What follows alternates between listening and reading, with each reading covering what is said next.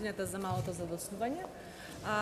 Дозволете да ви посакам добре дојде на последниот панел од оваа конференција, посветена на моделите на правна бесплатна правна помош во Македонија за достапни на маргинализираните заедници.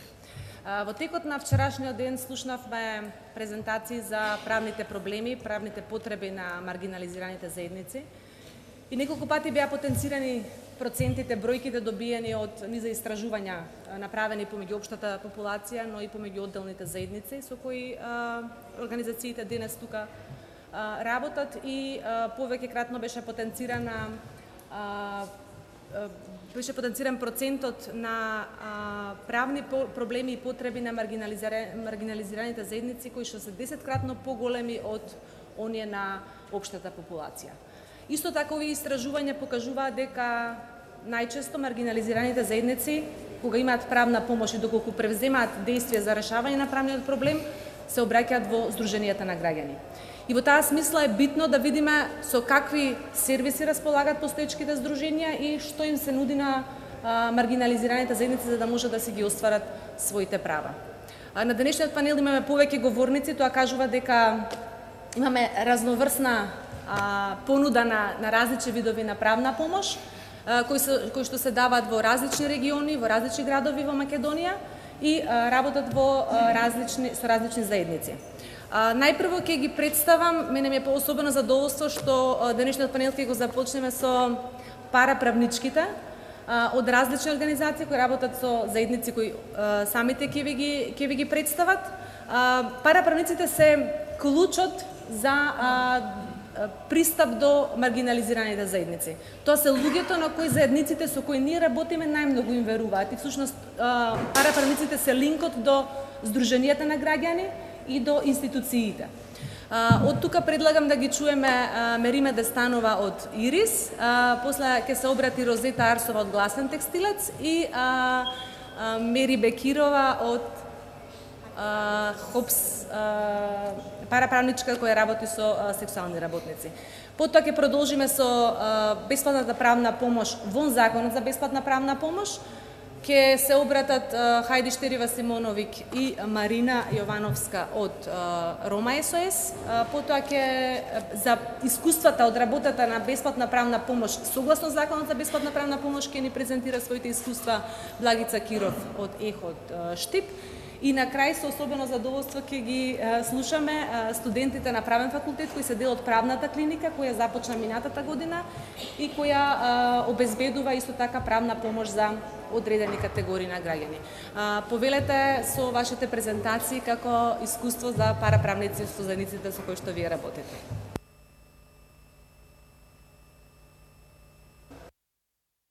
Благодарам. Најпрво сакам да им честитам на Фондација Отворено општество 25 години постоење. Им благодарам на поддршката и им посакувам уште многу години успеси.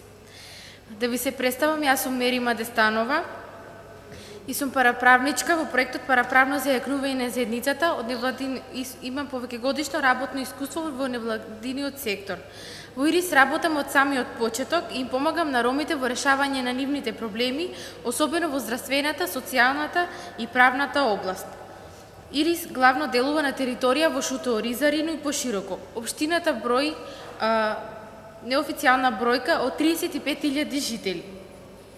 Согласно со тоа, најмалку 80% се социјално загрозени, што значи дека немаат никакви приходи, немаат квалификации за вработување, живеат во субстандардни услови за живот и така натаму.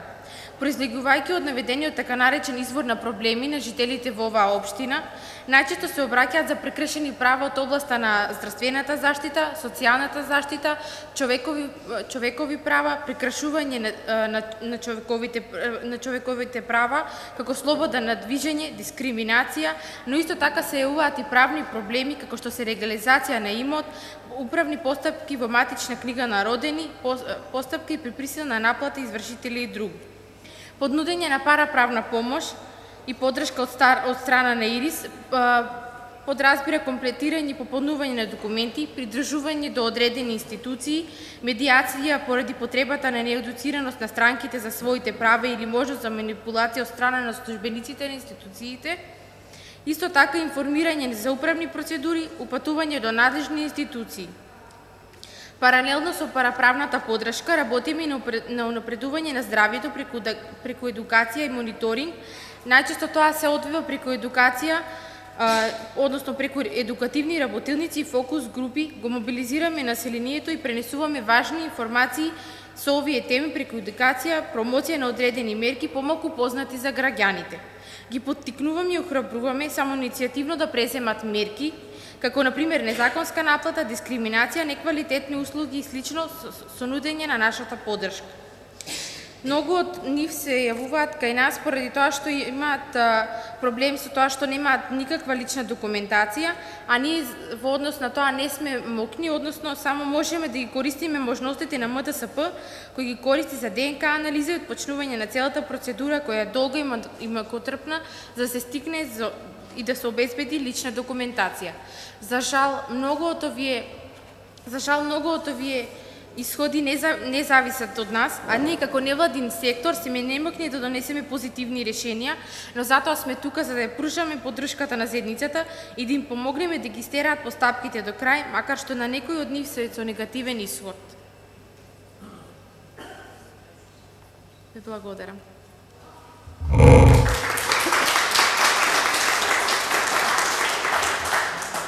Здраво на сите, јас сум Розета Арсова од Кочани, Здружение Гласен текстилец, веќе 2 години, поточно втора година, извинувам, делуваме за подобрување на работничките права на работниците во кожарската и текстилната индустрија под покровителство на Хелсиншки комитет за човекови права. Значи се дава бесплатна правна помош на работниците, подигнување на нивната свест, едукацијата на работниците ни е главната определба, значи запознавање на нивните права, сето оно што го следува, кој што треба да го знаат. И искрено да кажам дека неколку, значи, позитивно решени случаеви и исто така и максимумот кој што е даден за целата работа, значи, вродува со плод. Самата потреба беше да се формира ваква правна помош, затоа што немаше работниците ни кај да се обратат, ни како да им се даде помош и насоки како да делуваат во даден момент во врска за сите нивни права и за боледување и за годишен одмор, за регресот, кој што е горливо прашање.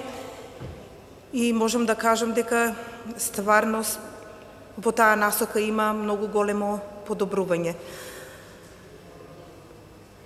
Делуваме, значи, веќе втора година.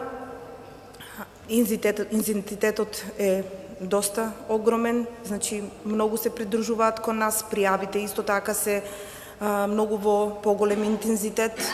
Значи свеста кај работниците веќе е подигната, знаат кај да се обратат и како да им се помогне за да си ги остварат нивните права. И делуваме во таа насока. Искрено да кажам дека сите работи кои што се постигнати, благодарение на тимот кој што го имаме од Хелсиншки комитет за човекови права, значи за давањето на бесплатната правна помош, вроди со голем плод. Очекувањата нашите се големи, јас исто како параправник, кој што делувам на простор, значи Кочани, Виница и тука помалите општини. Очекувам дека работниците исто така ќе дадат поголем придонес.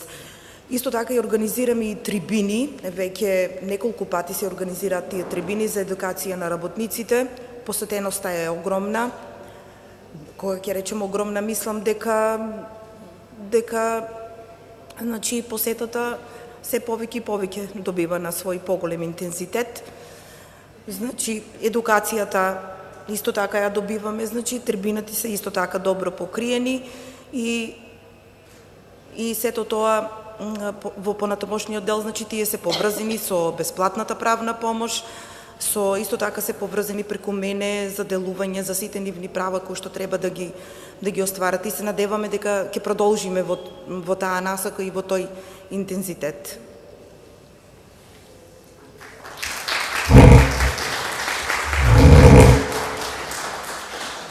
Добар ден на сите, јас сум Мери од Струмица. Јас сум параправничка и сексуална работничка.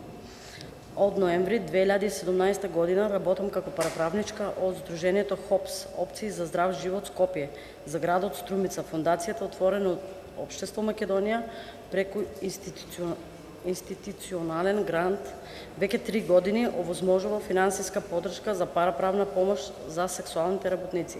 Ние параправниците сме линк за поврзување на сексуалните работници кои нудат сексуални услуги на затворена сцена, односно во хотели и станови со организациите кои работат на програмите за поддршка на сексуални работници. За таа цел од страна на ХОПС ангажирани сме 8 параправници, по 1 во Охрид, Струга, Струмица и Гостивар и 4 во Скопје. Нашиот ангажман се состои од теренска работа, односно средби со сексуални работници или работнички на кои се советуваат за физичко, психичко и сексуално насилство од страна на полиција и клиенти, семејно насилство, дискриминација, здравствена и социјална заштита. Потоа ги упатуваме до институции за остварување на нивните права и во одредени случаеви и ги придржуваме до институциите. Таму каде што има сериозни прекршувања на човековите права, им ги нудиме сервисите на ХОПС, а тоа се социјални работнички, правни советнички и психолог, и ги мотивираат да исконтактираат со истите во зависност од прекршувањето на правото. Ние сме тука за да ги мотивираме да истраат во постапките и да ја дочекаме разрешницата на случајот. Покрај тоа, во текот на посетата се делат кондоми, лубриканти, едукативен материјал, брошури, им се даваат совети за сексуално преносливи инфекции, за можност од бесплатни гинеколошки прегледи и тестирање за ХИВ. Од нашата досегашна работа како параправници конституирано е дека најчести проблеми со кои се соочуваат контактираните сексуални работници е насилството со сите негови лица, семејно насилство, физичко, психичко и сексуално насилство од страна на клиенти и полиција. Стигмата од општеството и дискриминацијата од институциите е за жал дел од нашето секојдневие. Токму поради тоа најголемиот број од услугите кои ги даваме се однесуваат на советување за насилството, семејно насилство и дискриминација, механизмите за заштита и мотивирањето на сексуалните работници за пријавување на овие случаи.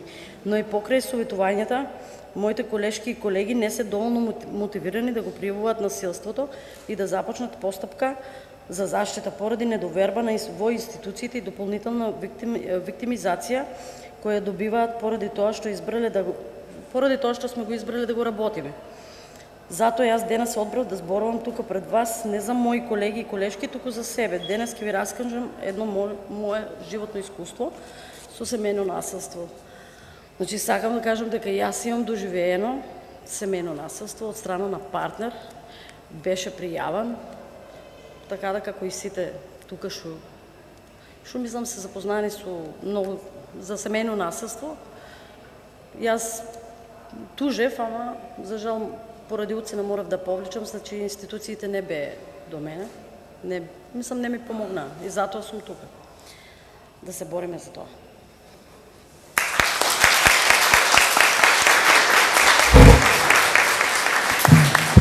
Ви благодарам за вашите искрени изјави и кратка презентација на она што е вашето секојдневие во работа со заедниците со кои вие работите и од кои што доаѓате. И ова е уште еден доказ дека параправниците се клучната алка во пристапот до правда на маргинализираните заедници.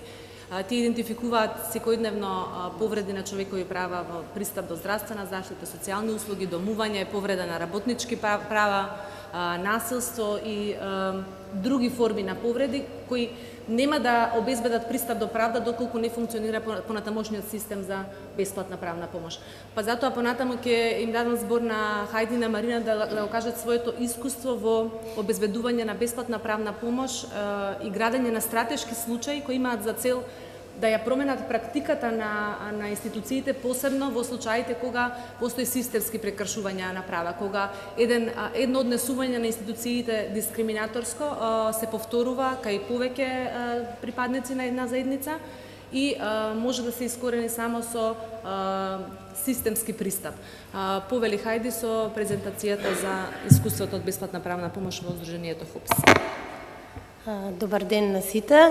Најпрво да изразам честитки и благодарност до Фондацијата Отворено општество, кои што 25 години несебично и континуирано ги поддржуваат овие програми, без кои што немало да го развиеме тоа што го работиме толку време, а тие на кои што им е најпотребно маргинализираните заедници немало да ја добијат целата поддршка и помош од нашите организации.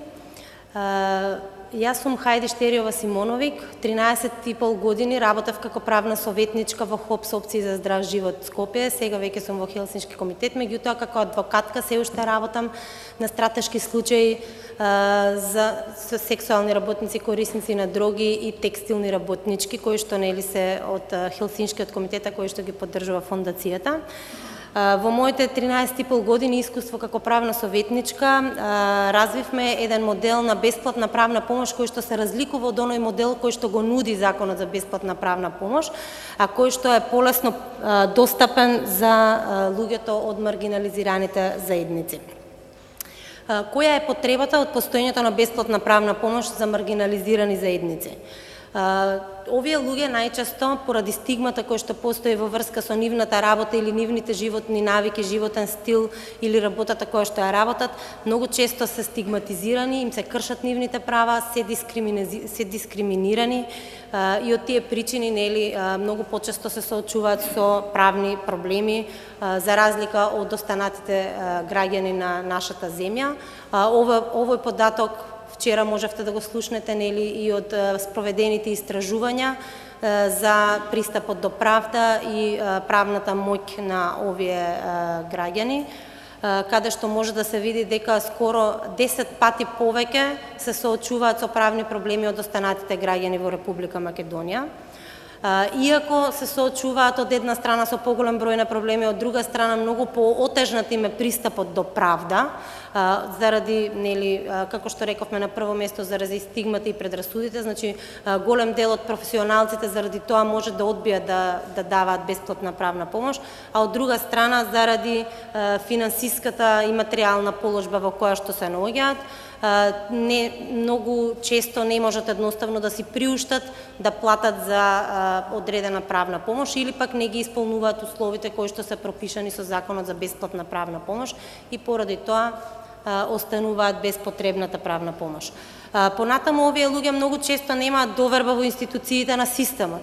Значи заради долги години на изложеност на дискриминација, на стигма, на неправда, едноставно изгубиле доверба во институциите на системот и многу тешко се мотивираат да превземат било каква акција за заштита на нивните права, што на крај ги прави демотивирани и незаинтересирани за поведување на било какви постапки.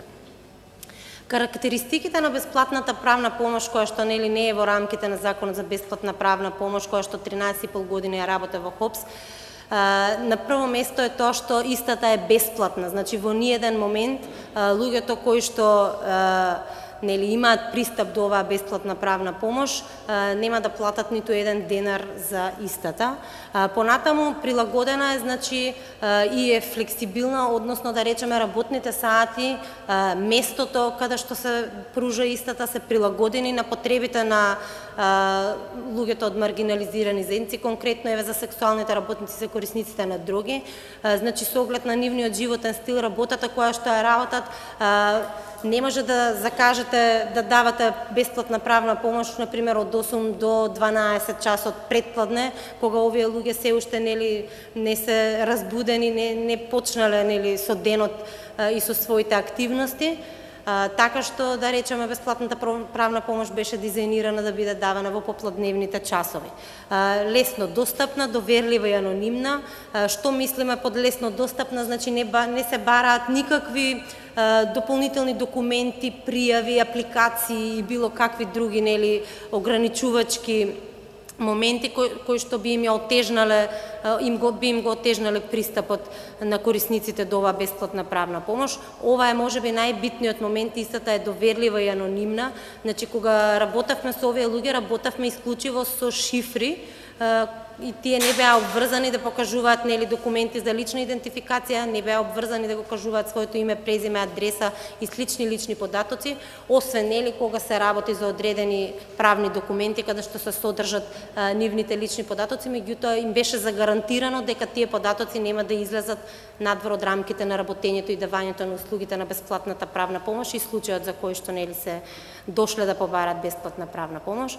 Тоа е доброволна, значи никој со сила не може да принуди никого да му пружи одредена бесплатна правна помош, значи можеме да работиме на мотивирање, меѓутоа во никој случај не можеме без согласност на самите клиенти да се превземаат било какви правни акции и неосудувачки пристап, како што реков на почетокот, значи посебно сексуалните работници и корисниците на дроги се луѓе кои што многу често се подложени на стигма и предрасуди и се соочуваат со нееднаков третман.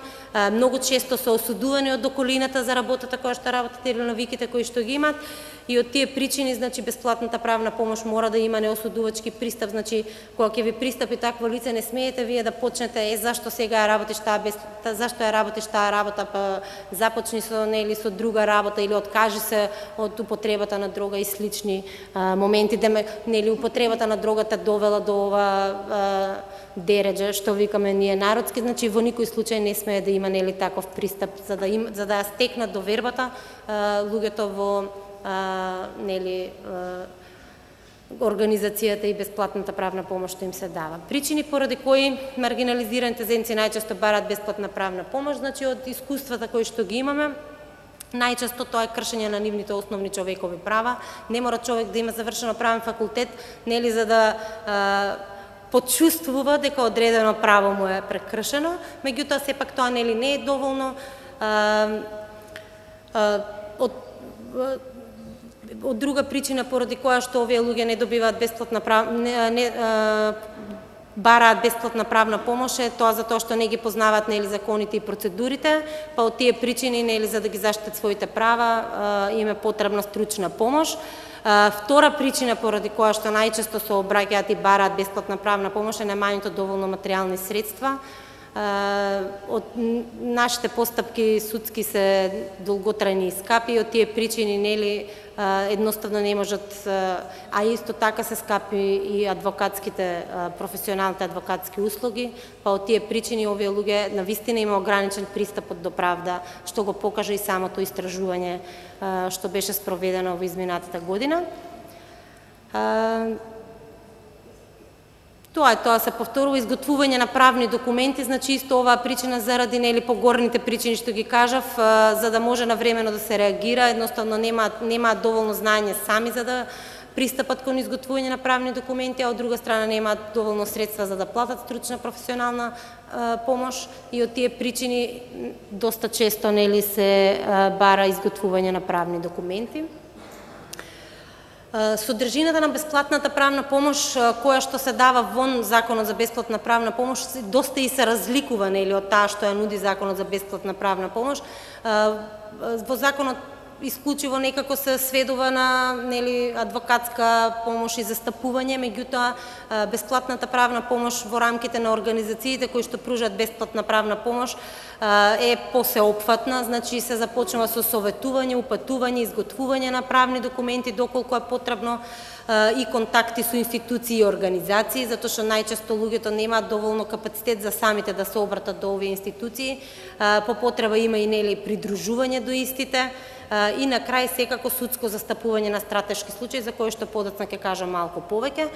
Меѓутоа втор момент кој што е дел од бесплатната правна помош, тоа е информација и едукација која што се состои од групно советување, дистрибуција на печатени материјали, едукативни работилници за нивните човекови права, како и за законите кои што најчесто ги допираат овие заедници.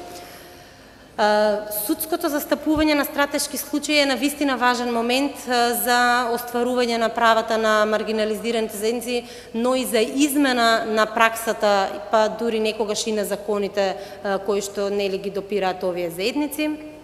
Како што кажав претходно, судските случаи се скапи и долготрајни, така што многу често или скоро никогаш овие луѓе не се одлучуваат да покранат било каква постапка без соодветна поддршка. Значи, стратешките случаи помагаат во разбирањето и свеста како кај судовите институциите за правата на маргинализираните заедници, така помагаат и заменување на постоечката пракса која што нели ги дискриминира, меѓутоа и ја зајакнува довербата на маргинализираните заедници во институциите на системот.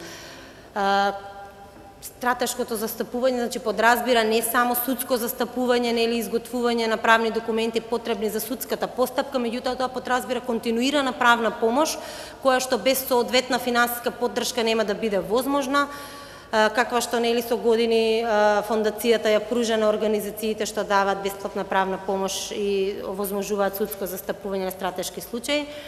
Исто така подразбира и континуирана психосоцијална помош, значи тоа го покажа моделот кој што беше развиен во ХОПС после случајот со рацијата на сексуалните работнички, затоа што без таа континуирана психосоцијална поддршка и помош немаше 10 години трае постапката и се уште трае, значи се уште не е завршена пред националните институции, немаше да останат мотивирани и да издржат во целата таа постапка без континуираната правна помош, психосоцијална помош, но и без континуираната финансиска помош од фондација.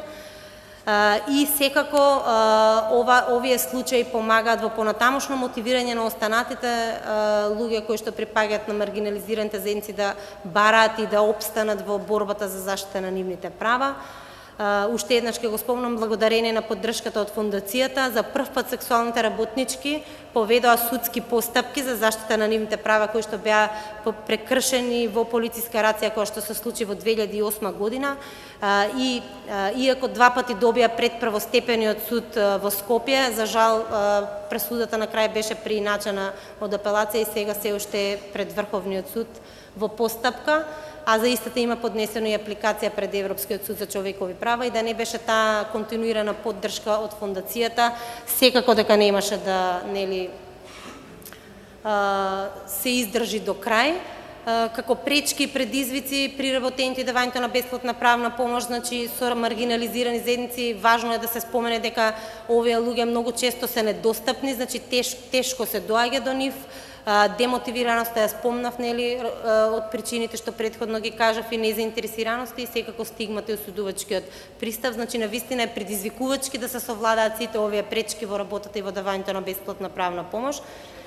Главен предизвик за ваков вид на бесплатна правна помош секако е финансирањето на истата и без соодветна поддршка, значи нема да биде возможно. Многу е тешко, ќе кажам, да се бараат средства и да се обезбедат средства за пружање на бесплатна правна помош. Тоа го кажувам и од искуство, значи многу полесно е да речеме да се соберат средства за, не знам, добивање одредена здравствена помош или, например, средства за помош на деца или жртви на семено насилство, меѓутоа за жртви на маргинализирани заедници како што се сексуалните работници, корисници на дроги, навистина е тешко да се прибираат средства и без соодветна поддршка од фондацијата сигурно дека немало да може да се застапуваат стратешки случаи пред суд. Предизвик е зголемување на свесноста на маргинализираните заедници за нивните права и заштита на истите, зголемено и континуирано судско застапување и воспоставување подобра комуникација и соработка со институциите. Морав ова брзо и накратко да го кажам, значи има многу што да се збори, да се споделува од ова искуство, меѓутоа ќе оставам простор понатаму и за прашањата, морам да оставам простор за моите колеги. Ви благодарам на вниманието.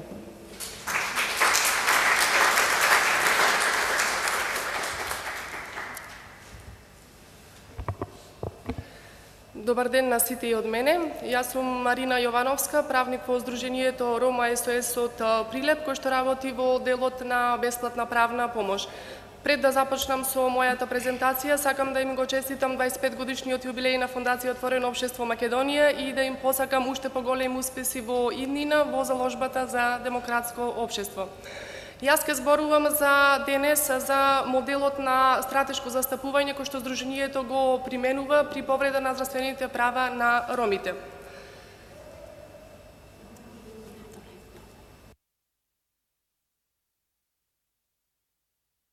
Најпрво ќе започнам со прашањето зошто литигација. Литигација затоа што е алатка која што ја користиме во комбинација со други, како дел од пошироката методологија за застапување, а со цел да се изгради една база на случаи на предметното право, тестирање на постојното право, како и заекнување на маргинализираните заедници. Од друга страна пак е особено битна затоа што во тоа време кога Сдруженијето започна да го применува овој модел, отсуствуваше судската практика, а изречените казни и малиот број на поведени судски постапки не се одесуваат тогаш со сторените повреди, а од друга страна пак имаше и влијание лекарската професија при остварување на здравствените права. Од друга страна пак состојбата во ромската заедница на терен покажуваше дека ромите се уште се соочуваат со нееднаков третман во пристапот до здравствена заштита, а истото резултира со дискриминација, злоупотреба и повреда на здравствените права, па поради финансиска несигурност, како што кажа и колешката Хајди, и непознавањето на правните механизми, ромите се откажуваат од поведување на судски постапки и барањето одговорност од страна на здравствените работници, односно во ситуации кога нивните права се повредени и прекршени. Повредата на здравствените права во тоа време стануваше и се прифаќаше како нормална појава, а пристапот до здравствени услуги остануваше проблематичен. Овие беа причините поради кои се инициираше и проектот Здравјето на ромите, основно човеково право, кој што проект започна да се имплементира од декември 2010 година со поддршка на Фондација Отворено општество Македонија.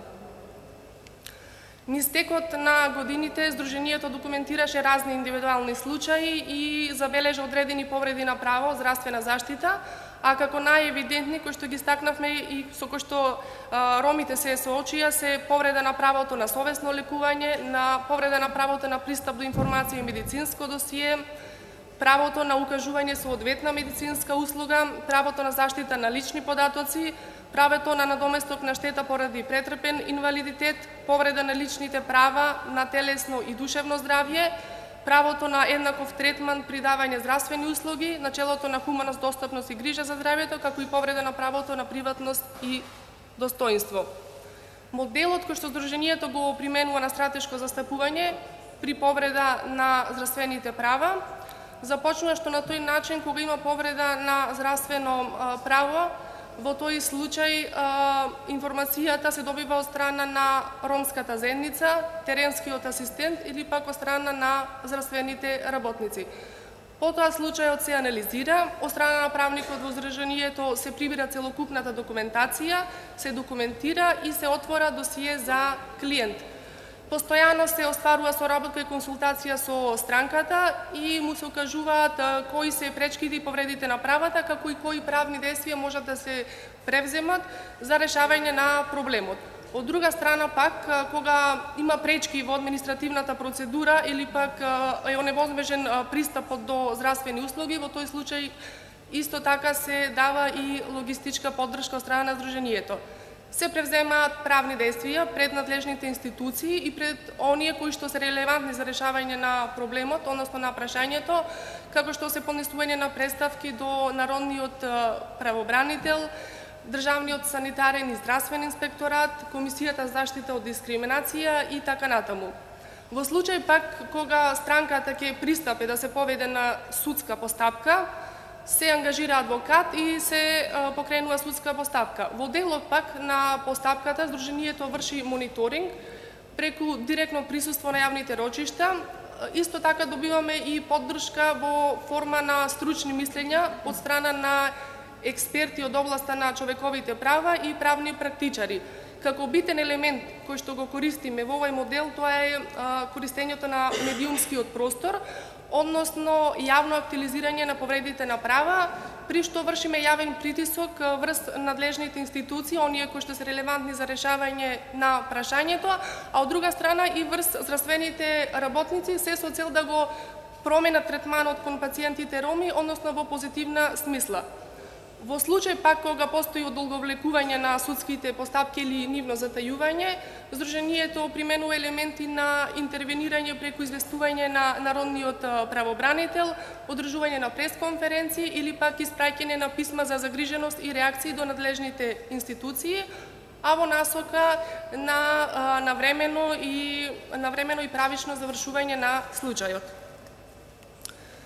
Смрт од непознати причини и телесни повреди поради несовесно лекување се 5 приказни во работата на Сдруженијето, преку кои се бара одговорност од лекарите во заштита и унапредување на здравјето на ромите и се влијае врз постапувањето на адвокатите, судиите и обвинителите. На слайдот ќе забележите 5 слики кои што практично тие се случаите, односно 5 приказни и модели на стратешко застапување кога нивните здравствени права се повредени. 2 судски преседани одбележаа функционалноста на пристапот и методот на Рома СОС во делот на правното застапување на ромската заедница. Првиот случај се однесува на 8-годишно момче со ампутирана рака поради лекарска грешка, порасна низ судниците во 16-годишно момче, при што за овој случај беше поведена и кривична постапка и 2 граѓански постапки. Во кривичнијата постапка за кривичното дело тешки дела на здравјето против луѓето и несовесно лекување болни, се донесе алтернативна мерка условна осуда казна затвор во рок од 3 месеци за лекарот ортопед и се утврди лекарска грешка во постапувањето, а додека пак граѓанските постапки, едната беше поведена од име на момчето поради претрпен инвалидитет, а другата беше поведена поради повреда на личните права и душевно здравје на родителите, при што случајот заврши, како што кажав, со позитивни пресуди и надомесна штета во износ од 60.000 евра и доживотна месечна рента во износ од 3.000 денари. Вториот пак преседан, вториот случај кој што Сдруженијето ги има евидентирано и по кој што има постапувано, станува збор за 20-годишна родилка од Битола, кој што незиното бебе е третирано како медицински отпад и не ѝ беше дадено да го погреба. Во овој случај беше поведена граѓанска постапка со тужба за надомесна штета поради повреда на личните и права, правото на информираност и непредавањето на телото и третирано како медицински отпад против клиничката болница во Битола, за што апелациониот суд досуди надомесна штета во износ од 500 евра, меѓутоа против таа пресуда беше поднесена ревизија до Врховен суд на Република Македонија, кој што ја преиначи во 10.000 евра. Останатите 3 случаи пак се однесуваат на намалена телесна функционалност поради несовесно лекување. Ова е случај од Делчево, кое што жена се здоби со повреда на десното рамо и со скршеница и се намали функционалноста на раката поради погрешно поставен гипс. Од тие причини беше поведена граѓанска постапка и поднесена тужба за надомесна штета против општата болница во Кочани, за што беше утврдена лекарска грешка и беше досуден надомесна штета. Четвртиот случај се однесува на смрт на родилка за време на порадување на познати причини, а новороденчето преживеа. Во овој случај се уште трае, поведена е кривична постапка против лекар анестезиолог, меѓутоа во 2016 година беше донесена првостепена пресуда, алтернативна мерка условна осуда казна затвор 6 месеци, доколку во рок од 2 години не го стори кривичното дело против лекарот анестезиолог, односно против кого што беше покренато обвинението. Меѓутоа беше поднесена жалба и апелација, предметот го укина и го врати на повторно одлучување пред првостепениот суд, за да во 2017 пак година повторно се донесе истата пресуда и моментално е во жалбена постапка пред апелација и се чека решение. Последниот пак случај се однесува на смрт на 3-годишно девојче, кој што поради сомнешна покачена телесна температура и повраќање, родителите го одведоа на интензивното одделение во општата болница во Прилеп, каде што беше примено, беше дадена инфузија од страна на лекарите, меѓутоа потоа беше пуштено на домашно лекување за да утрото родителите го најдат без знаци на живот, а смртта беше потврдена од страна на лекарите. За овој случај по службена должност Основното јавно обвинителство покрена истрага за евентуалните пропусти во лекувањето или пак да се утврдат причините за смртта и се чека да се донесе обвинителска одлука дали ќе има основ за поведување на кривична постапка. Тоа се 5 приказни каде што Сдруженијето го примени моделот на стратешко застапување, па врз основа на тоа се постигнаа одредени промени, а тоа е што позитивните одлуки во корист на пациентите во Роми влијае на охрабрувањето на заедницата и правно зајакнување да продолжат да бараат одговорност од страна на здравствените работници, односно во случај кога нивните права се повредени и да продолжат да поведуваат судски постапки. Другата промена е тоа што реализацијата на здравствените права е врз база на правни аргументи и аргументи од применети политики, односно новај третман да не се гледа само од аспект кон почит на Хипократовата заклетва, туку и од правен аспект. И третата промена, која што е од исклучителна важност за ромската заедница, е тоа што се основа неформална група од 40 локални лидери, наречена Ромски граѓански парламент, која што се залага за наместо индивидуални да покажат грижа за колективните права и наместо за само жртви, ромите да продолжат да бидат бранители на своите права. Благодарам.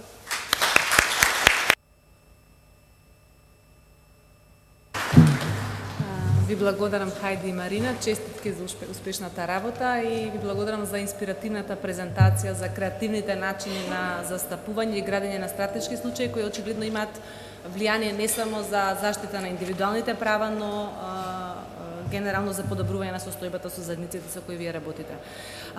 Од друга страна можам да резимирам дека бесплатната правна помош која вие ја обезбедувате дава можност за флексибилност и изнаоѓање креативни начини, но од друга страна чини пари, финансиски средства од кои организациите се зависни од донаторите.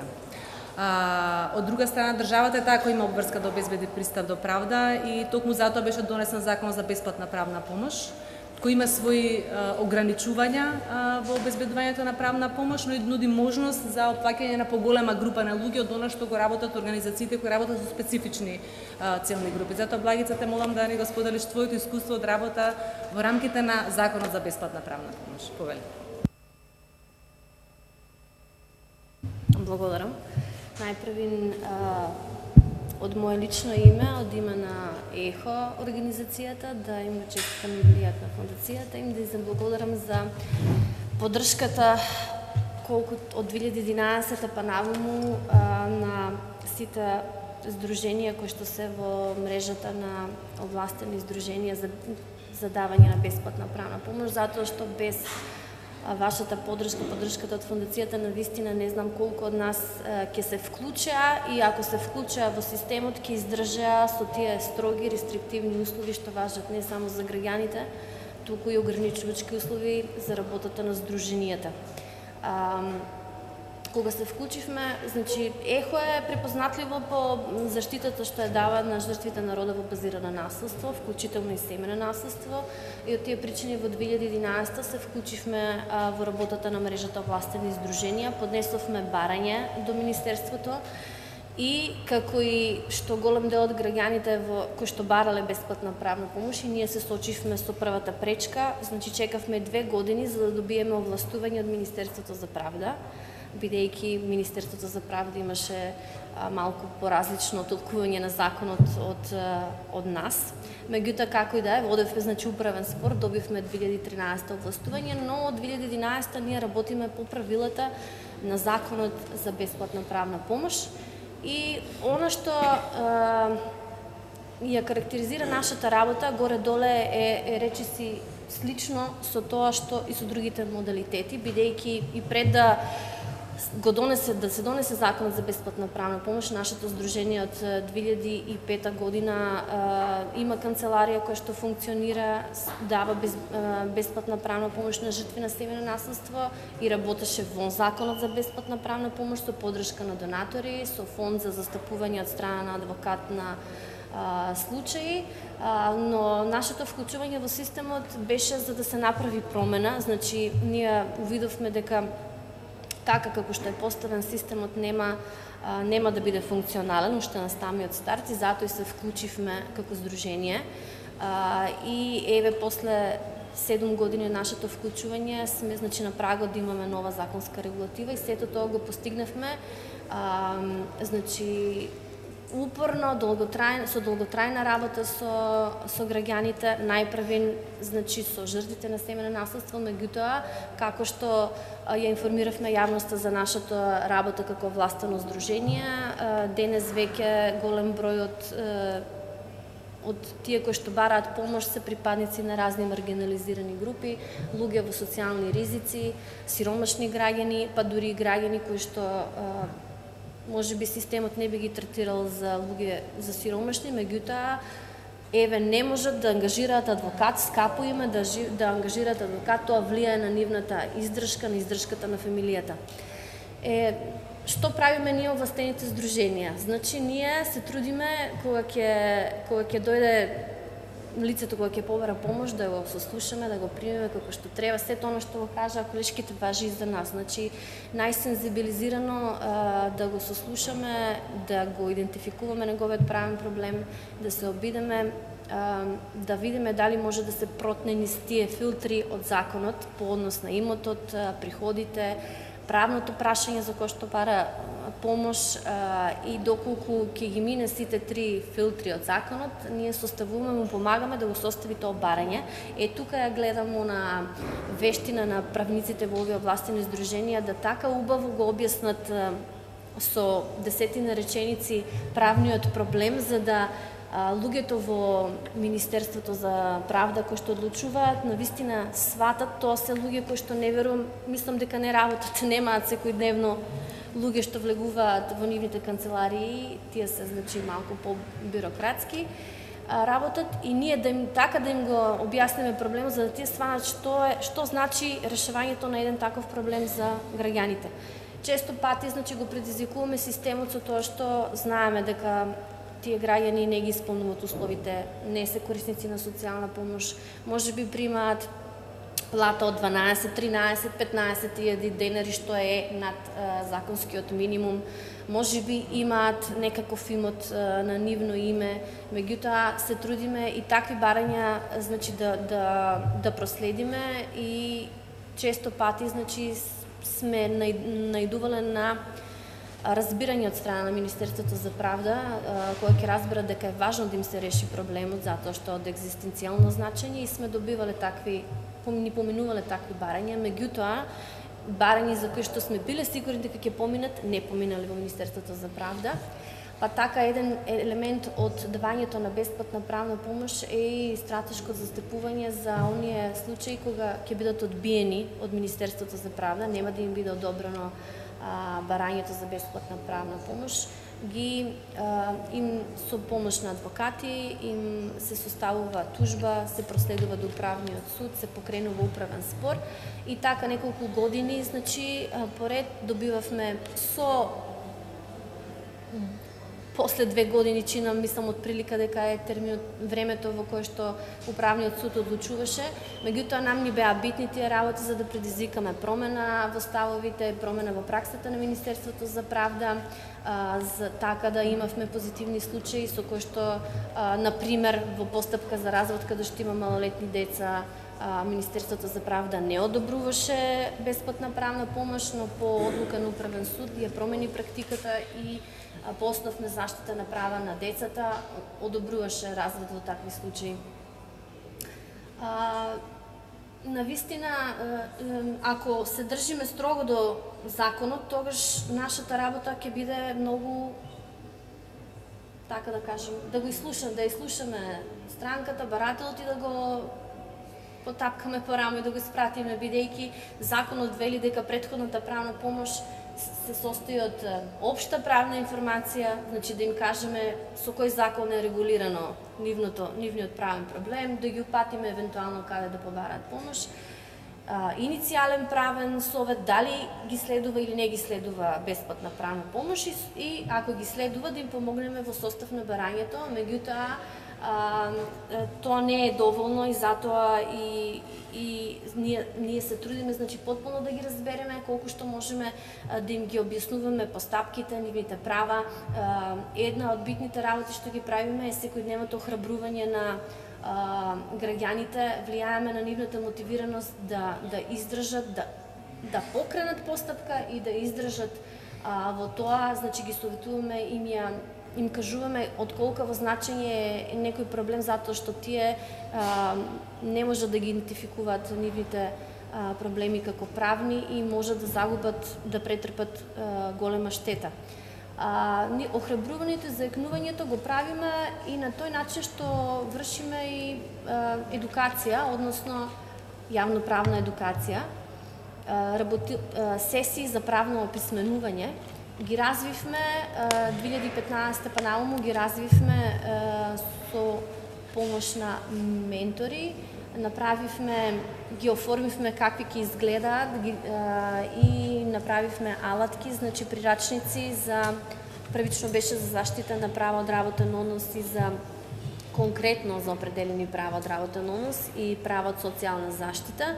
Утврдивме кои се потребите на граѓаните, барателите и креиравме такви две. Меѓутоа сега имаме потполна слобода, самите веќе знаеме да ги идентификуваме проблемите со кои што се соочуваат, можеби некои адхок проблеми на кои што наидува заедницата и да креираме такви сесии, значи сосема слободно. Во сесиите вклучуваме и параправници, значи имавме една сесија со Сдруженијето Гласен текстилец, каде што беа вклучени параправници. Вклучуваме и адвокати во таквите сесии кои што им се наоѓаат со правни совети на присутните таму на сесиите, на учесниците. Информирањето исто така го правиме со дистрибуција на материјали, такви информативни летоци по сите институции, значи одиме и разговараме со сите институции, им предочуваме кои се придобивките од нашата работа за граѓаните и за институциите, служиме како линк, ги поврзуваме институциите со граѓаните, тоа е една од нашата битни карактеристики на нашата работа.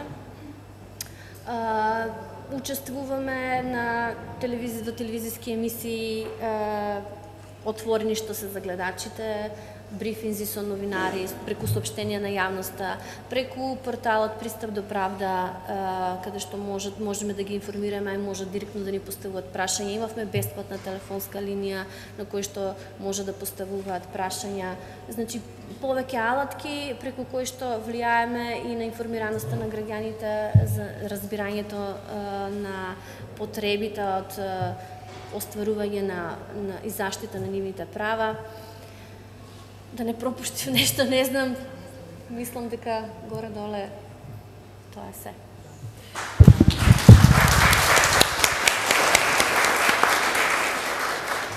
Ти благодарам за сеопфатниот приказ на она што вие работите, иако Законот за бесплатна правна помош е рестриктивен во правните прашања и кој може да биде опфатен.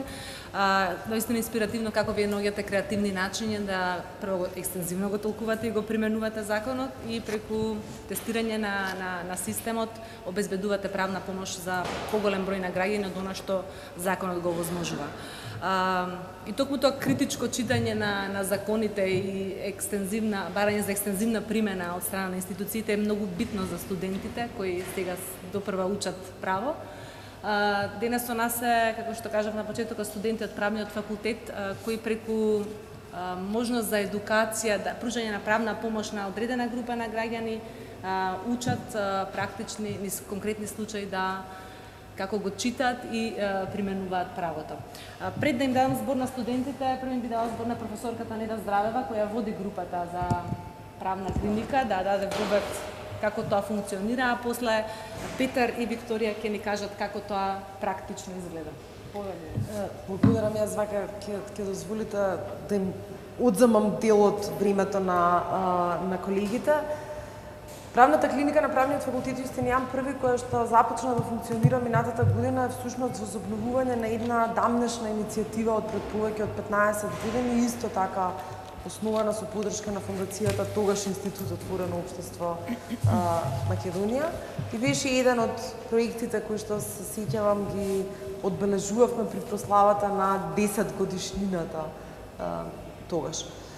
Студирањето право во Република Македонија на одреден начин не е привилегија, бидејќи сте ушушкани некако додека студирате, знаете каков системот треба да биде, но знаете дека кои се правните лекови кои што постојат за повреда на човековите права, но не знае, се ви се чини дека повредите на човековите права се случуваат таму некаде и таму некому, без да бидете соочени со тоа дека тие некој и тоа таму е всушност вашите сограѓани и се случува во вашата држава. Правната клиника е основана да обезбедува правни информации и нарочно го користиме терминот правни информации, бидејќи ние не смееме да даваме правна помош, ниту пак правно застапување во таа смисла, но даваме правни информации на маргинализираните заедници во неколку сегменти. Правната клиника колку е основана за да обезбеди помош на заедницата, веројатно дотолку повеќе е основана за да им обезбеди нешто ново и нешто поинаку на студентите.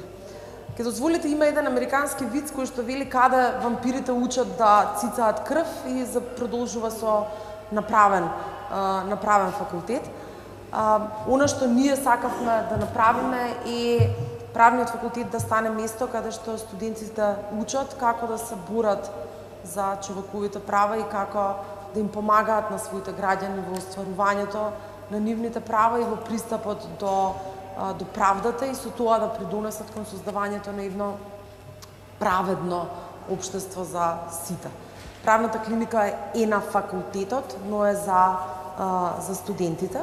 Тие ја дефинираа својата мисија всушност, освен нашите фини флоскули, дека се социјална патрула подкрепена со правно знаење. Тие го дизајнираа и логото и токму заради тоа одлучивме дека тие денеска ќе зборуваат и ќе ви ја представат работата на правната клиника. Петар и Викторија се едни од студентите, вкупно 30-тина, кои што се вклучени и за нивната работа не добиваат оценки. Значи, не се во правната клиника заради тоа што добиваат оценки, туку заради тоа што сакаат да го прават тоа што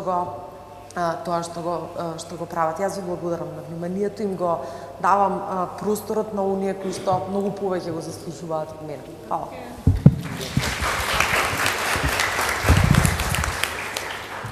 Добар ден на сите. Јас сум Петар Андоновски, абсолвент на Правниот факултет Јустинијан Први во Скопје и при тоа сум дел од тимот на Правната клиника на истоимениот факултет.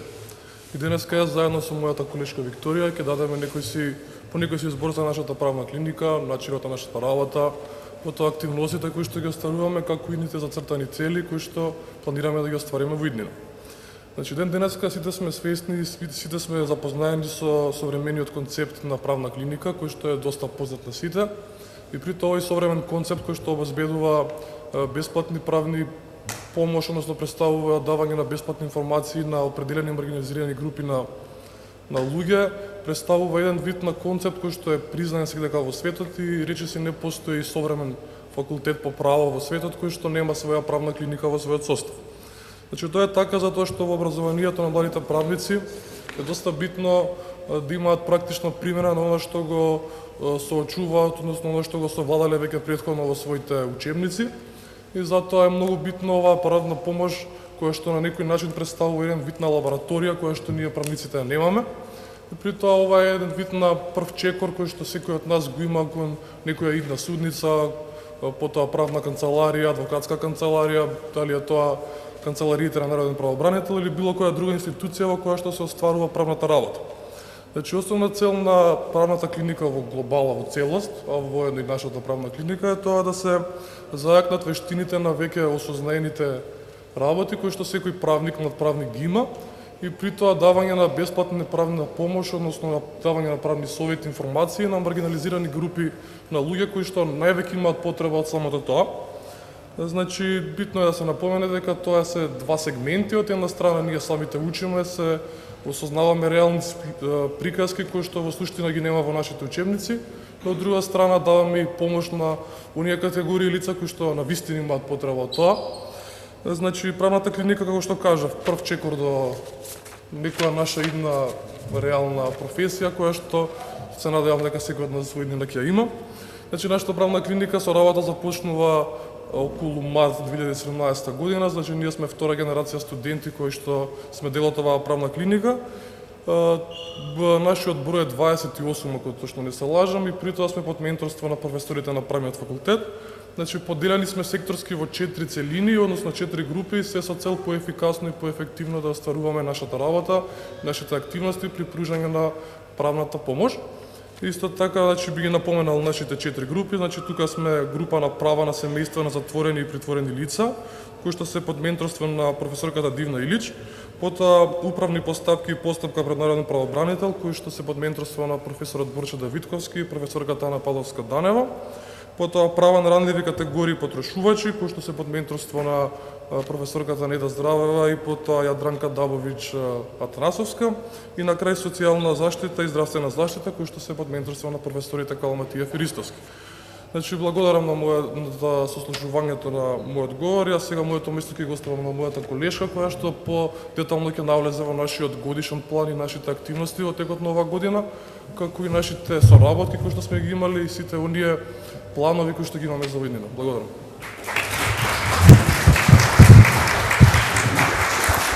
Благодарам, Петар. Добар ден, почитувани присутни. Јас сум Викторија Андоновска, исто така абсолвент на Правниот факултет Јустинијан Први во Скопје. И веќе една година, односно од самиот почеток на клиниката, сум дел од проектот така наречен Правна клиника, во кој што право на пријавување како учесници имаат сите студенти на нашиот факултет, кои што се од прв циклус на студии имаат завршено 4 семестар, вклучувајќи ги и оние кои што се од втор циклус на студии. При тоа, можам да се пофалам дека во клиниката учествуваат најдобрите студенти. Класификацијата, селекцијата на кандидати ја вршат самите професори кои што воедно се и ментори во клиниката врз основа на претходно поднесена апликација од страна на заинтересираниот студент кој сака да биде дел од тимот на клиниката, во која се содржани квалификациите на студентот. Како што кажав, клиниката може слободно да се пофали дека во неа учество земаат најдобрите студенти на факултетот и како што кажа професорката, при тоа тоа е доброволно, без никаков условен надомест, односно добивање на кредити. Идејата за концептот правна клиника е многу добра, бидејќи нуди двоен бенефит за општеството. Од едната страна се наоѓаат студентите кои што преку работата во клиниката се стекнуваат со продлабочени знаења и вештини за постапување во наведените области и работа со ранливите категории на граѓани, а од другата страна се наоѓаат припадниците на маргинализираните групи, на кои што им се овозможува и им се помага во остварувањето на нивните законски загарантирани права.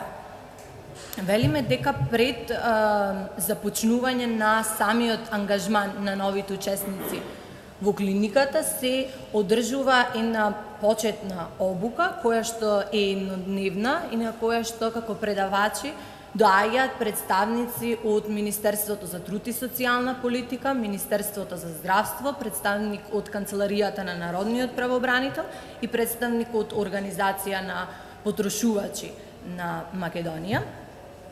По завршувањето на самата обука, учесниците во клиниката имаат задача 8 часа неделно до крајот на семестарот, а под менторство на професорите да ги извршуваат следните активности: прием на странки, сослушување на нивните барања, работа со менторите во подготовка на потребните барања, молби и представки, работа со адвокати на веќе започнати случаи во, како што споменав, наведените области, подготовка на стручни совети и мислења во определен број на случаи, подготовка на брошури и флаери во кои што се содржани сите неопходни информации за ранливите категории на граѓани, како што се законските услови, како што се надлежните институции и постапките за стекнување со конкретното право, како и давање на информации во вид на индивидуален совет и одржување на семинари. По почетната обука, понатаму постојано се организираат и други обуки, работилници и посети од практичари. Тука би сакала да ја истакнам обуката за обуките за сентивизација кои што со маргинализирани групи, кои што се одржани од страна на представници на граѓанскиот сектор, работата, односно контактите кои што ги имавме и соработката со јавниот обвинител од специјалното јавно обвинителство и со истакнати адвокати. Би кажала дека во клиниката првата активност на клиниката беше изготвување на брошури кои што за остварување на правата на маргинализираните групи, кои што беа изготвени на едноставен начин и јазик, се со цел да можат да ги разберат и да им бидат лесно достапни на сите. Во клиниката имаме и практични вежби.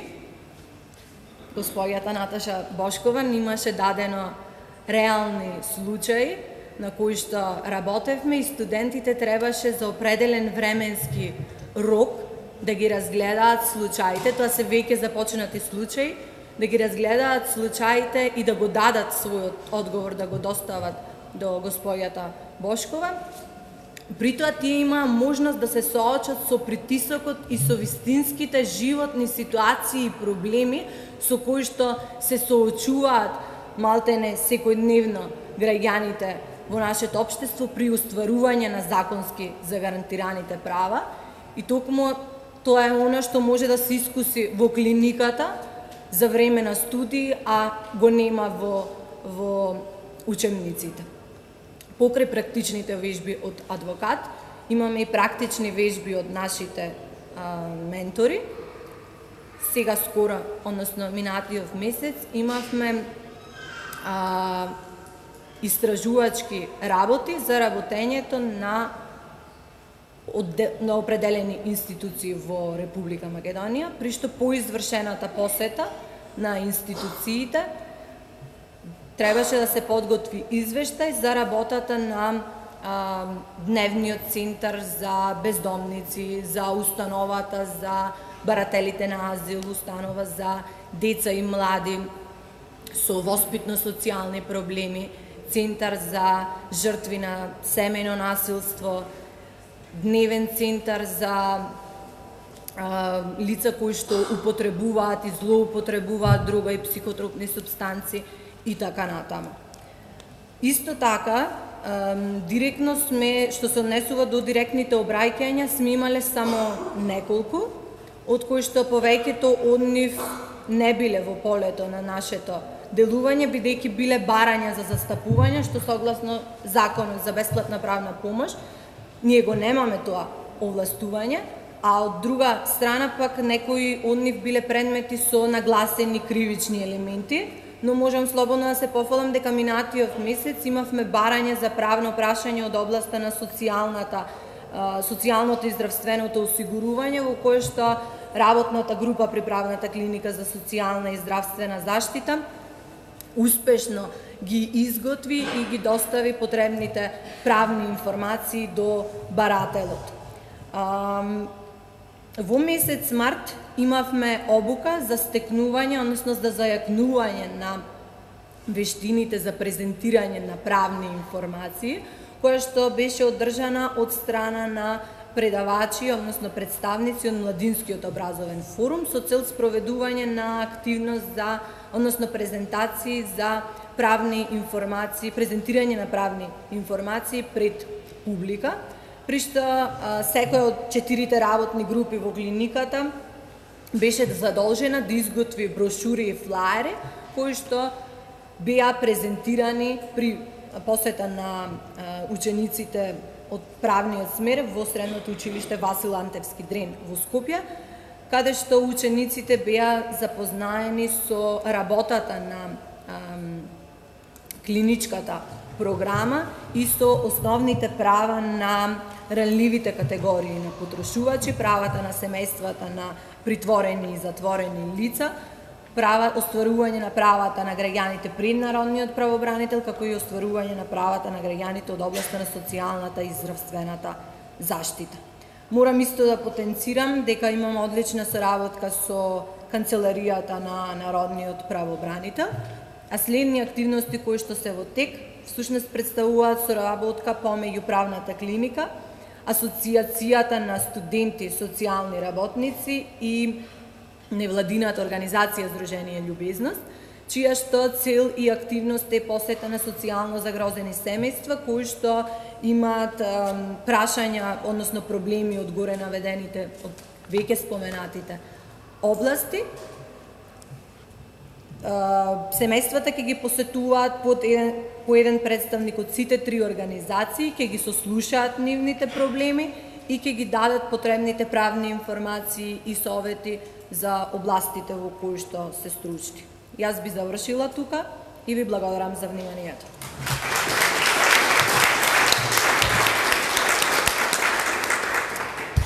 И јас сакам да се заблагодарам на говорниците. 25 годишнината на фондација е добра можност за рефлексија за она што е досега направено и да се инспирираме за нови стратегии во иднина и можности за комбинирање на различните форми и подобрување на бесплатната правна помош за маргинализираните заедници со цел обезбедување на подобар пристап до правда. Сега би им дала можност на публиката доколку има прашања до говорниците во однос на темите кои беа презентирани. Добра, првен тука па таму.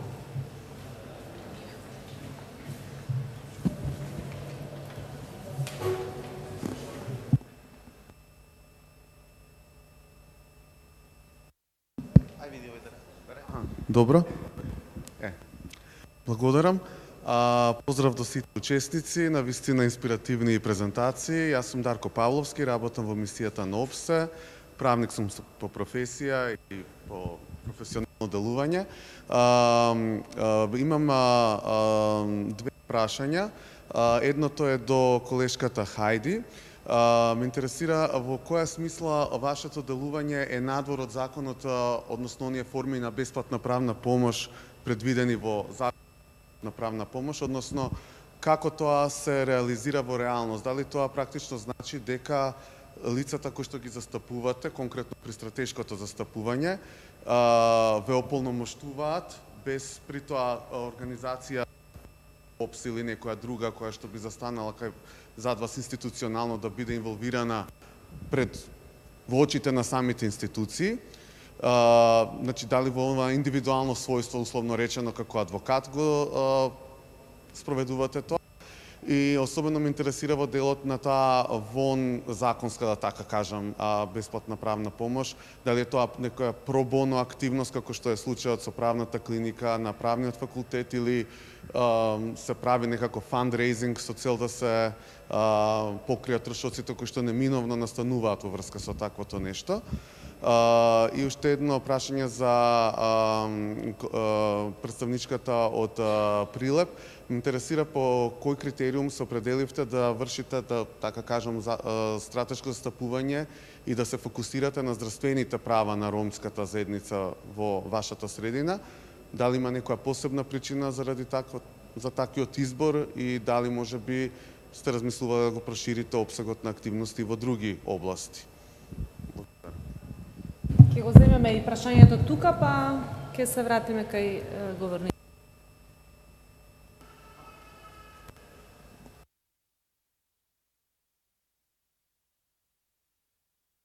Да, јас имам две прашања. Првото ми се однесува на професорката од факултет Неда Здравева. Значи, јас колку што знам, немате баш многу голем одзив кај вас и сега за ова кратко време колку што постоите, релативно. Значи, јас ве прашувам, вашата институција УКИМ, значи нема воопшто поволна репутација, токму кај маргинализираните групи. Всушност, таа има репутација дека таа ја создава таа маргинализираност, односно промовира една политика на неказнливост, на двојни стандарди во правото и така натаму, со оглед на тоа што според некои истражувања дури половина од вашите професори, не само на правен факултет, него и на другите, има кривично одговарале под истрага се и слично.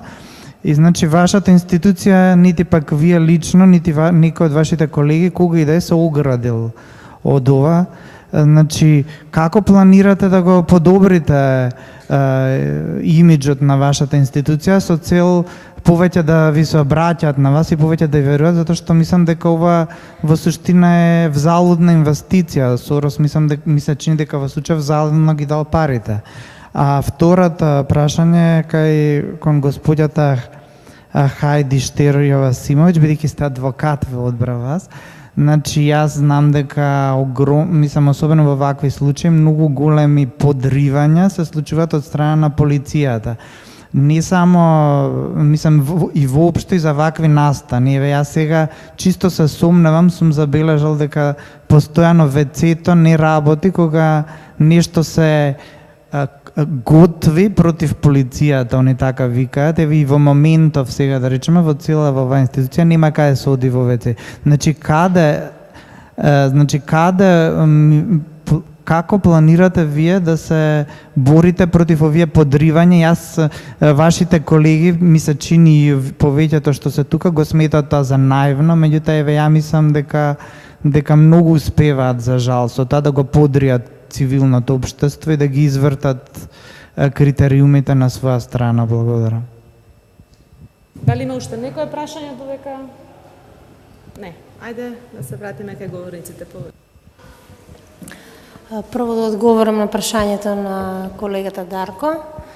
Значи, при стратешкото застапување, полномошната ги примаме како адвокати директно од клиентите, меѓутоа, нели, постои можност за склучување на договор со клиентите и организацијата во однос на нели овозможувањето на стратешко застапување, а Благица мислам дека многу пластично објасни во однос на пречките кои што ги создава Законот за бесплатна правна помош, а имајќи во предвид дека маргинализираните граѓани, односно особено сексуалните работници и корисниците, луѓето кои што употребуваат дроги, многу ретко може да ги исполнат условите кои што ги предвидува Законот за бесплатна правна помош.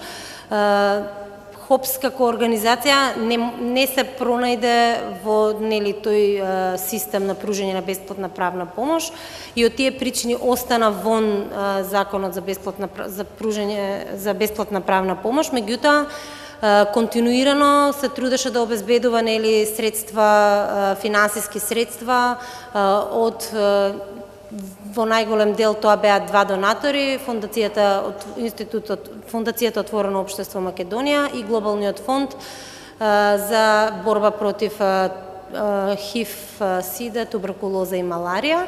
Значи во изминатите 10 години најголем дел, односно 13 години како ќе дојде, најголем дел од поддршката ја добиваше исклучиво од овие два донатори.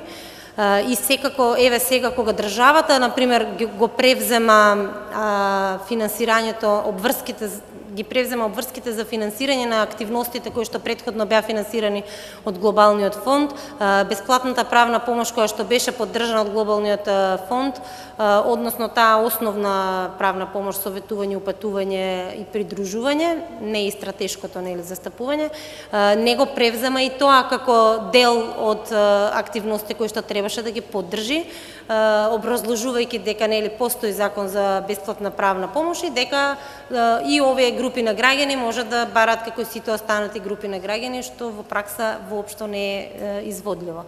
Се надевам дека одговорив на вашето прашање. А за второто прашање во однос на тоа нели како што полицијата постапува спрема маргинализираните заедници, можам само да кажам дека често еден од најчестите прекршители на правата на маргинализираните заедници, особено сексуалните работници и на луѓето кои што потребуваат дроги, се јавува нели припадниците на лица од полицијата, односно службени лица од полицијата, во давањето услуги на бесплатна правна помош, како и случајот што го спомнав за стратешко застапување, токму против незаконското постапување и кршење на права од страна на полицијата, и за среќа два пати го добивме пред Основниот суд Скопје 1, меѓутоа повисоките судови одлучија дека нели нема прекршување на права, Врховниот суд се уште го чекаме за одлука. Ќе сумирам само дека секогаш ќе има прекршување на правата на маргинализираните заедници од одредени институции, меѓутоа затоа тука нели поддршката на бесплатната правна помош која што треба да ја добијат овие заедници за да може успешно да се борат и да добијат заштита против ваквите прекршувања на нивните права. Се надевам дека ви одговорив на прашањето.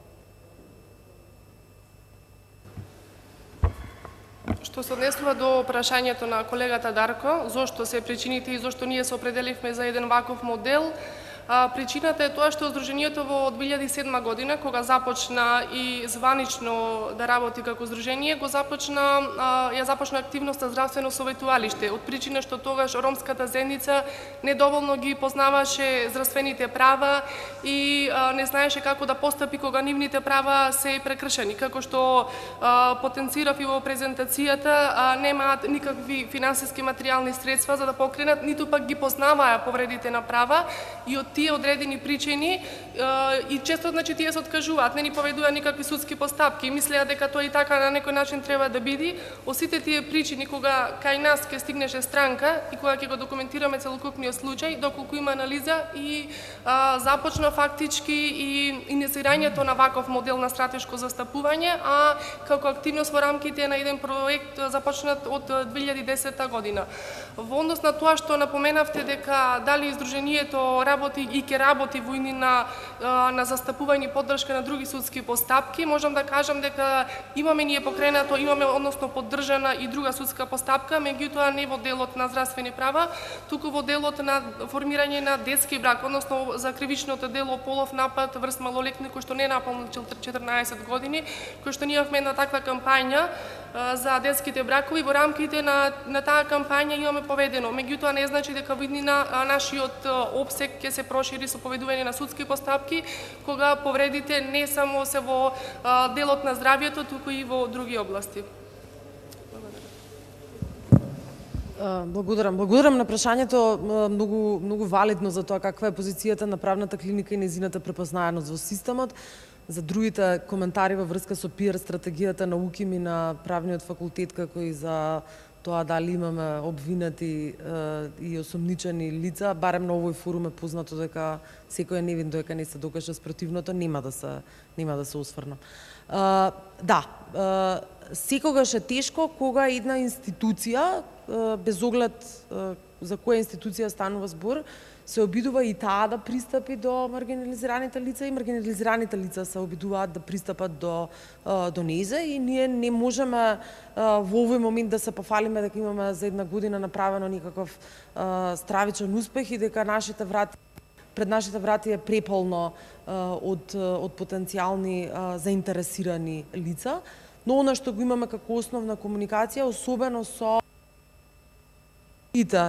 во оваа формална мрежа на организации кои што обезбедуваат правно зајакнување, велат дека полека, но сигурно почнуваме да се етаблираме во оваа смисла и особено нарадува тоа што се поголем број на организации, меѓутоа и институции ни пристапуваат во обид и нашите да овозможат всушност на студенти практика од овој вид. Очекуваме дека наскоро ќе одиме во Прилеп да завршат овие гужви, меѓутоа и дека затворите ќе ги отворат своите врати за студентите и за оддавањето на бесплатна правна помош, што во светот на правните клиники се смета за врвна правна клиника на затворско, ајде така да кажеме, право.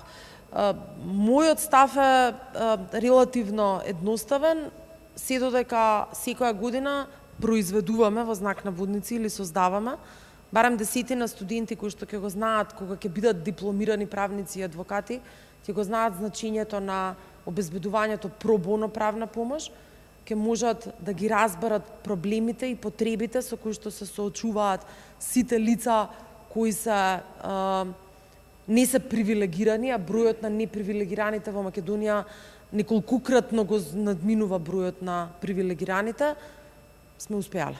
Благодарам. Ви благодарам. Имаме прашања позади таму.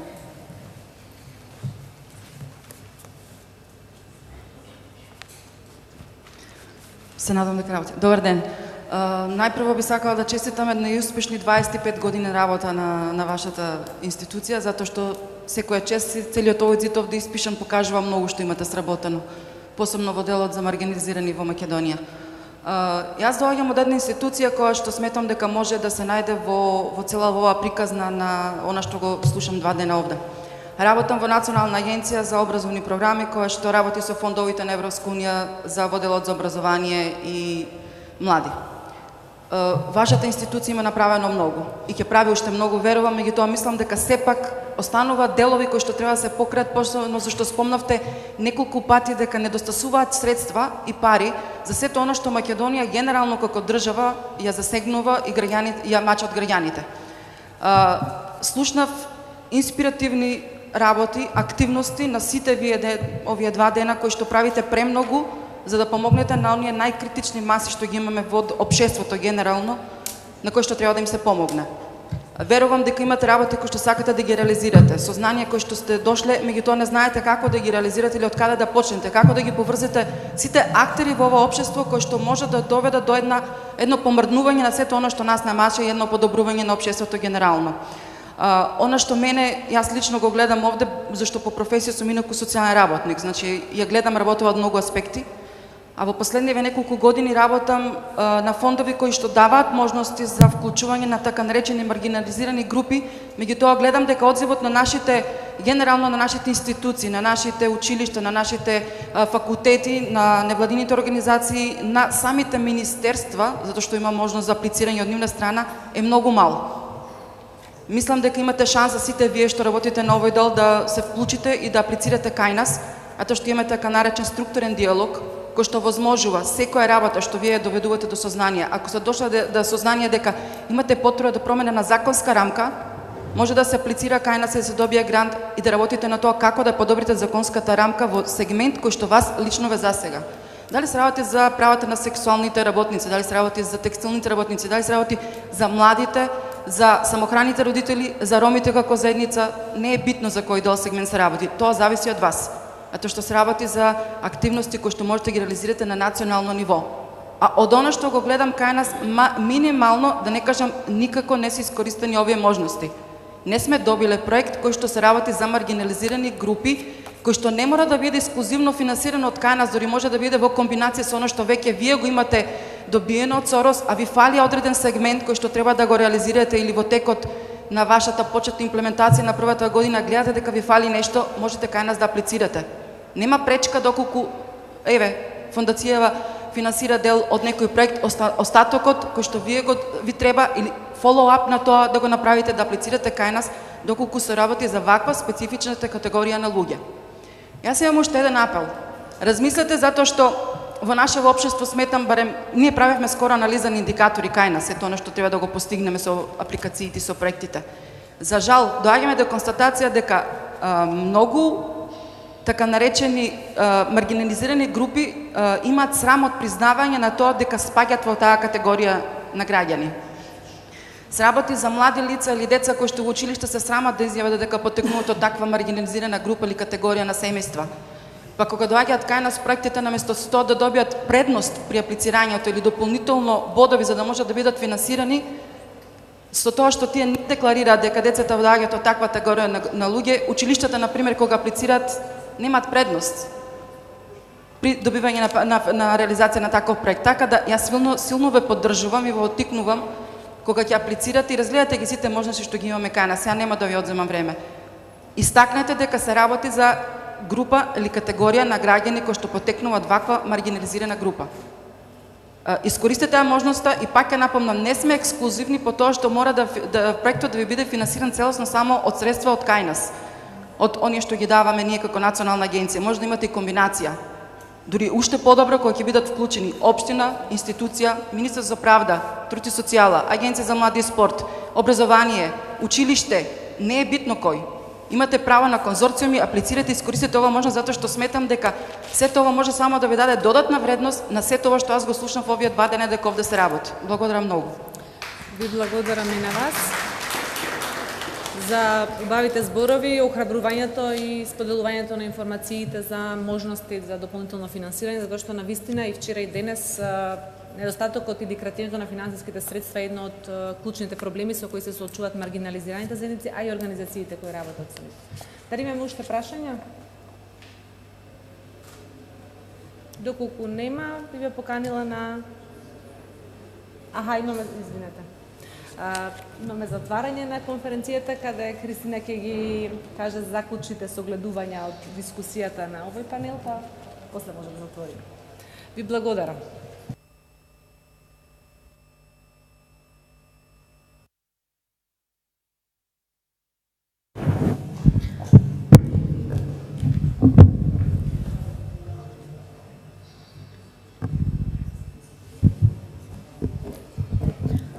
Благодарам, Наташа.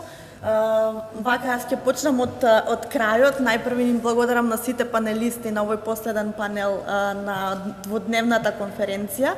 Во моје лично име, во име на колегите кои што работат на заедничката рамка за правно зајакнување и колегите од програмата за јавно здравје, сакам да ви се заблагодарам за интересот.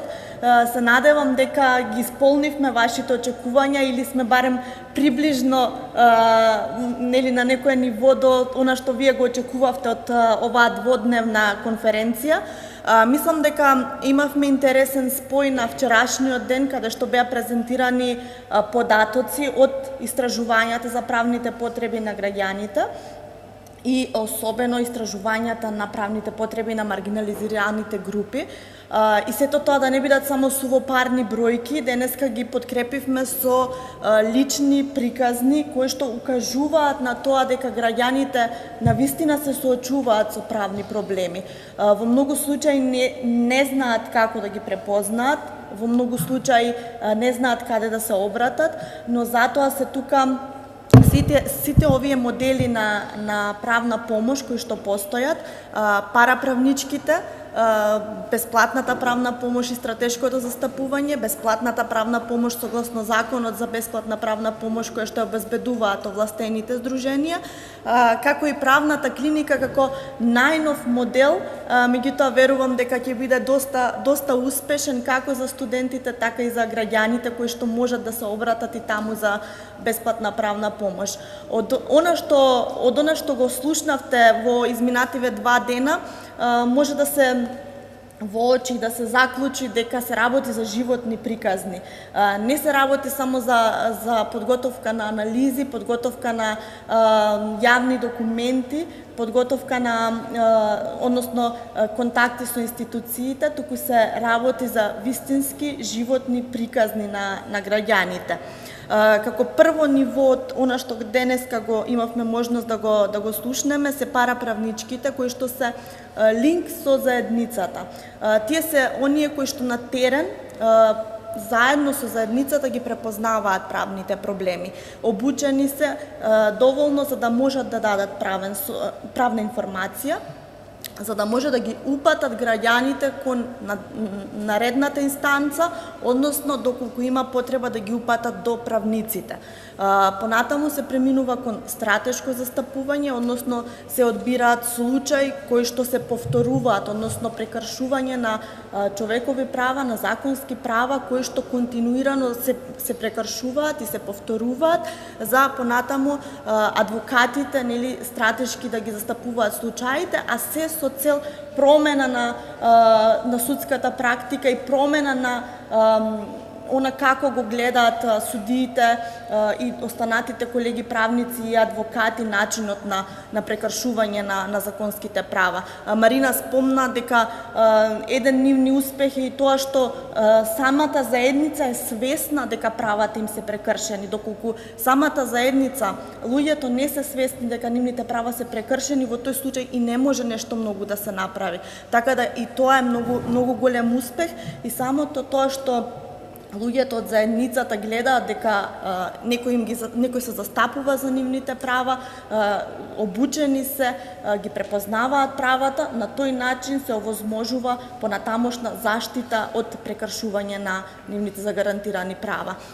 Колегите од здруженијата кои што се овластени за давање на бесплатна правна помош се соочуваат со навистина голем број на предизвици. Јас имав можност да координирам проект за бесплатна правна помош, исто така претходно бев вклучена во здружение кое е овластено за давање на бесплатна правна помош и верувајте ми се соочуваат со многу предизвици и нивната истрајност е навистина за пофалба затоа што делуваат и како правници, и како социјални работници, и како психолози кога се работи за приемот на странките. На крајот би ги поздравила најмногу колегите од правниот факултет и верувам дека ќе продолжат и понатаму со овој ентузијазам и со работата која што до сега успешно ја работат и верувам дека од таму ќе произлезат навистина квалитетни кадри кои што понатаму ќе бидат вклучени во здруженијата кои што обезбедуваат некои од моделите на правна помош во Македонија. Би ја напоменала уште и едукацијата како многу важна, затоа што вчера видовме од наодите дека граѓаните не се запознаени со своите законски права, а и не се запознаени со начините како истите да ги заштитат. Па така да апелирам до сите здруженија и обезбедувачи на било кој модел на правна помош, особено да се посветат на едукацијата, односно на информативни сесии со граѓаните, за да ги информираат за нивните права и како истите да ги заштитат и до кои институции граѓаните може да се обратат. Продолжете со добрата работа. Јас верувам дека фондацијата и понатаму ќе продолжи да ја поддржува добрата работа на здруженијата, особено подкрепена со вакви резултати и факти. Им благодарам и на гостите од другите држави кои што ги споделија своите искуства, кои што ќе бидат и тоа како важни за целокупната реформа на бесплатната правна помош и на параправната помош во Република Македонија. Ви благодарам на сите уште еднаш за интересот.